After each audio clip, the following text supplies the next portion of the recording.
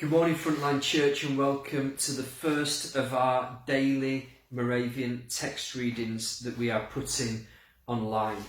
At a time where we might feel disconnected, the Moravian text is a powerful tool to connect us together. We put it on the Frontline app each day, so you can read that along with the rest of the Frontline community. But actually, 1.5 million believers across the globe today use the Moravian Bible reading plan in 50 different languages, and it's been in constant print since 1723. So what an incredible way to connect with other believers spiritually through this reading plan. We're going to be putting this out each day. Monday to Saturday is the New Testament reading, but Sunday doesn't really follow the same pattern.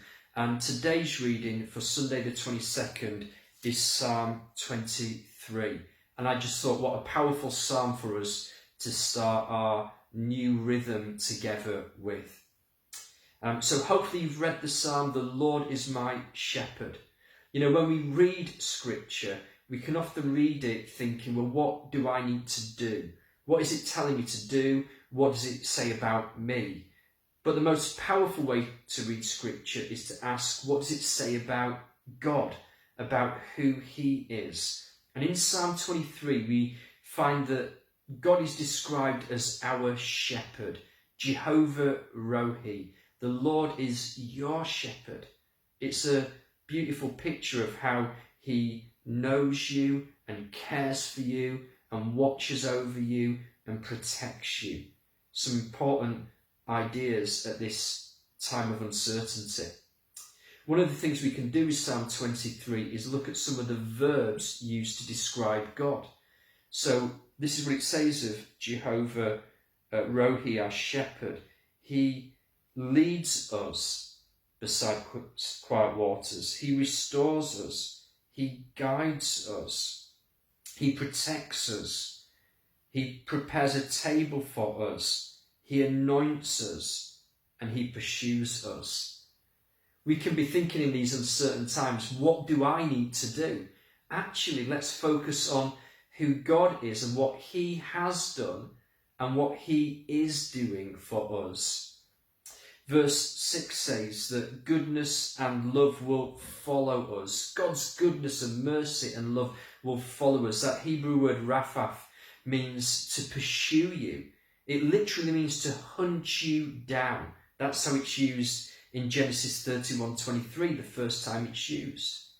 So at this time where perhaps we've lost our focus on God, maybe it's been some time since we've had a daily devotion. Well, actually, God is wanting to pursue you this day. He is the one who is chasing after you. He wants to chase you down and find you and give you his goodness, his mercy, his love this day. Verse 5 says that he prepares a table for us in the presence of our enemies.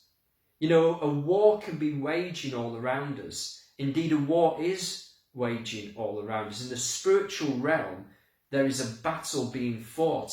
I have never seen fear spread like we've seen it spread over recent weeks, even amongst Christians. Surely something has been shaken in the heavenly realms. But what this verse says is that as we rest in his presence, as we feast at his table, that's when we know that he is fighting for us. We rest in the presence of our enemies. It's such a defiant verse. Be still and know that he is God. Be still and the Lord will fight for you.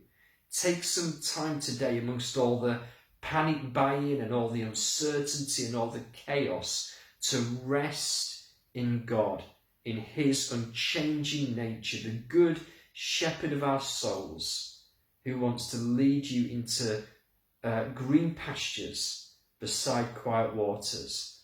I pray that all fear will be broken off your life and that you will experience his shalom peace as you rest in him. This evening at 7 p.m, we would like you to join us for a Facebook Live time of prayer. Just 10 minutes. We're going to do this every day we'll put it out live, 10 minutes of prayer via the Frontline Facebook page. But today is particularly important because it is a national day of prayer, a day of prayer for our nation. So please join us at 7 p.m. on Facebook as we broadcast 10 minutes of prayer for our communities, for our city, and for our nation, that God would be at work. Amen.